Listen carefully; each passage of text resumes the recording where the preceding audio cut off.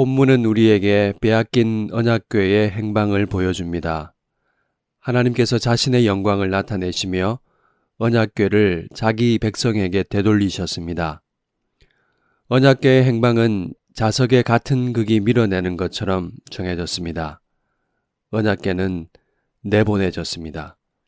하나님의 영광마저도 밀어내는 이 힘은 무엇일까요? 언약궤는 신전이 있는 아스도스로 옮겨져 다곤 곁에 놓였습니다. 여호와는 포로로 끌려와 위대한 다곤 왕을 찬양하는 자리에 앉혀졌습니다. 다음 날이면 언약궤는 그들에게 멋진 구경거리가 될 겁니다. 하나님은 스스로 자신의 영광을 나타내셨습니다. 다곤은 여호와의 궤 앞에 엎드려져 얼굴이 땅에 닿았습니다. 그 모습은 명백하게 경배의 자세였습니다. 사람들은 황급히 다곤을 일으켜 세웠습니다. 이것이 우연이 아님은 다음 날 증명되었습니다. 머리와 손목이 끊어져 문지방에 있고 몸뚱이만 남은 모습. 그건 누가 봐도 처형당한 모습이었습니다. 이것이 얼마나 충격이었던지 신전을 출입하는 모든 사람은 오늘까지 그 문지방을 밟지 않는다고 합니다. 하나님께서 유일하신 참 하나님이심을 드러내셨습니다. 여호와의 손이 블레셋에게 엄중히 더해졌습니다. 독한 종기의 재앙이 일어났습니다. 블레셋 사람들은 언약궤를 감당할 수 없었습니다. 다곤의 도시 아스돗도, 호기롭게 나선 가드도, 에글론도 안 됩니다. 하나님의 영광을 감당할 길이 없었습니다. 감당할 길은 정말로 없었을까요? 길은 있었습니다. 하나님을 인정하고 그분만을 섬기는 것입니다. 만약 그랬다면 블레셋의 역사가 새롭게 쓰였을 것입니다. 그러나 그들은 그 모든 걸 보면서도 하나님을 인정하지 않았습니다. 이제 블레셋에게 살 길은 오직 하나님을 내보내는 것밖에 없었습니다. 블레셋 모든 방백이 가졌던 회의의 의제는 하나님을 인정할 것인가가 아니라 하나님을 어떻게 내보내야 하는가였습니다. 그들이 찾은 첫 번째 방법은 금독종 5과 금쥐 5마리로 예물을 준비하고 속건제를 드리자는 것입니다. 두 번째 방법은 새 수레를 마련하고 그 위에 언약궤와 예물 상자를 싣고 그 수레를 전나는 암소 2마리, 그것도 한 번도 멍에를 매본 적이 없는 암소로 끌게 하자는 것입니다. 그래서 만일 소가 벳세메스로 가면 하나님의 손이 치신 것이고 그렇지 않으면 우연히 당한 일이라는 것입니다. 그들은 불가능한 조건을 마련했습니다. 한 번도 멍에를 메어보지 못한 소는 수레를 끌려고 하지 않습니다. 젖먹일 새끼를 버려두고 갈 어미는 없습니다. 2마리가 동시에 새끼를 버려두고 한 방향으로 가는 것은 가능하지 않습니다. 결정적으로 소를 모는 사람도 없습니다. 이 방법은 그들의 계산대로 우연이라는 결과로 귀결될 수밖에 없습니다. 이들은 하나님의 위대함을 보면서도 끝까지 우연이라 우기고 싶은 사람입니다. 다곤이 그렇게 될 리가 없고 그렇게 되어서도 안 된다는 것입니다. 속건제는 손해를 배상해주고 하나님을 어서 내보내려는 것일 뿐이었습니다. 암소는 벳세메스로 향해 좌우로 치우치지 않고 똑바로 갔습니다. 우연이 아니라 하나님께서 하신 일입니다. 이제 언약궤는 이스라엘 백성의 땅 벳세메스로 돌아왔습니다. 이곳은 레위 지파 고핫 자손이 받은 성읍 중 하나였습니다. 하나님은 고핫 자손에게 언약궤를 담당하는 직무를 맡기셨습니다. 그러므로 벳세메스는 언약궤가 돌아오기에 가장 적합한 곳이었습니다. 그러나 이곳에도 큰 화가 임했습니다. 여호와의 궤를 들여다본 까닭에 많은 사람이 목숨을 잃었습니다.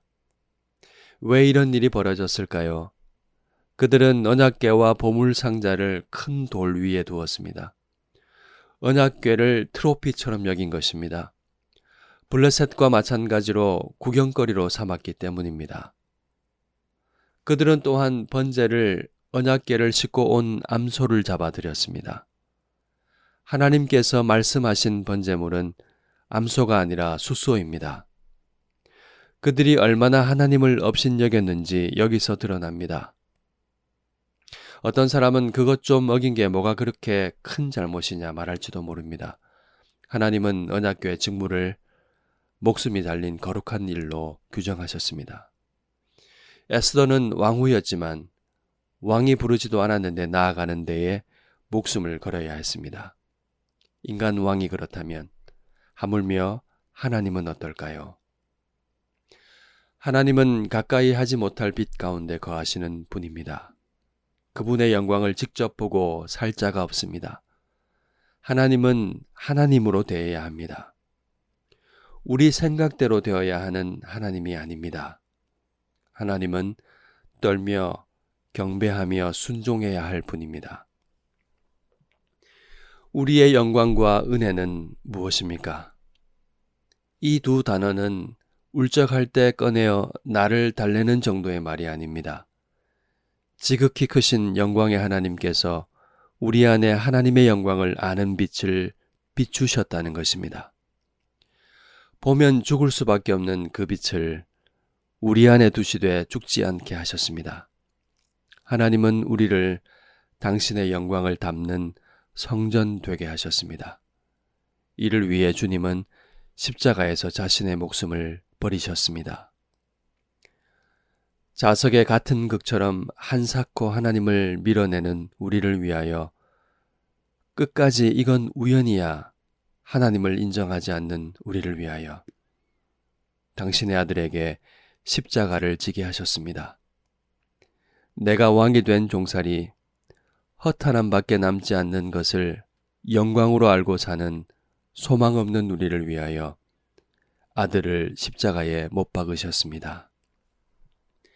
하나님을 밀어내는 절망의 힘을 아들의 피로 무력화하셨습니다.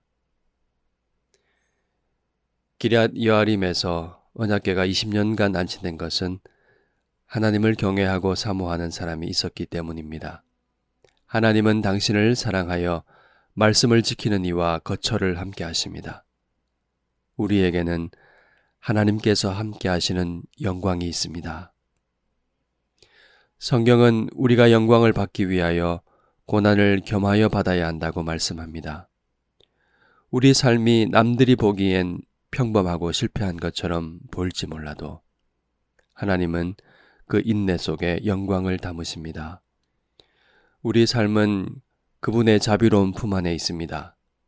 하나님은 우리를 사랑하시고 마침내 우리를 영화롭게 하십니다. 진짜 영광을 아는 사람은 인내하며 숨길 수 없는 빛을 비춥니다.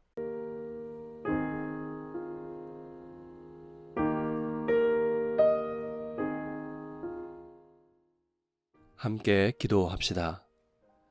영광을 받기 위해 고난도 함께 받아야 한다는 말씀을 기억하게 하소서.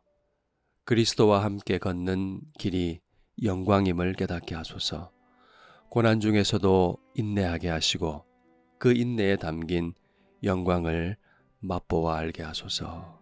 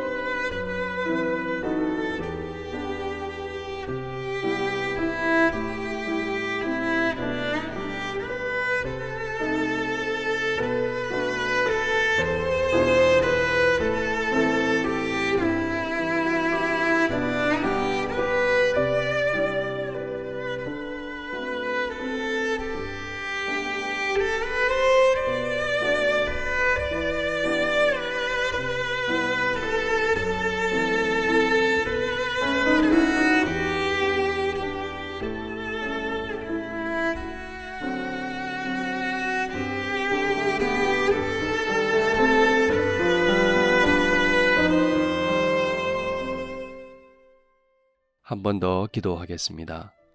말씀을 따라 의의 길을 걷게 하소서. 하나님을 사랑하며 말씀을 지키는 사람으로 살게 하소서. 우리와 거처를 함께 하시는 하나님을 바라보게 하소서.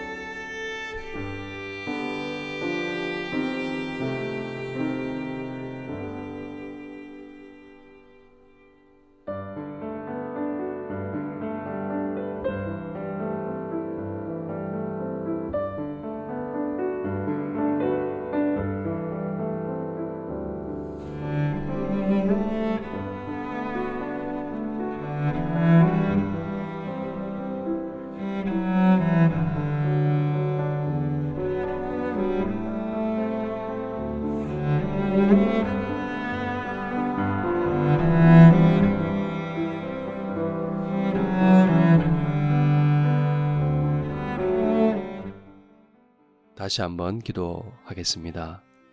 우리 안에 거하시는 하나님의 영광을 우리의 삶으로 비추게 하소서. 하나님의 아름다운 성품이 우리를 통해 드러나게 하소서.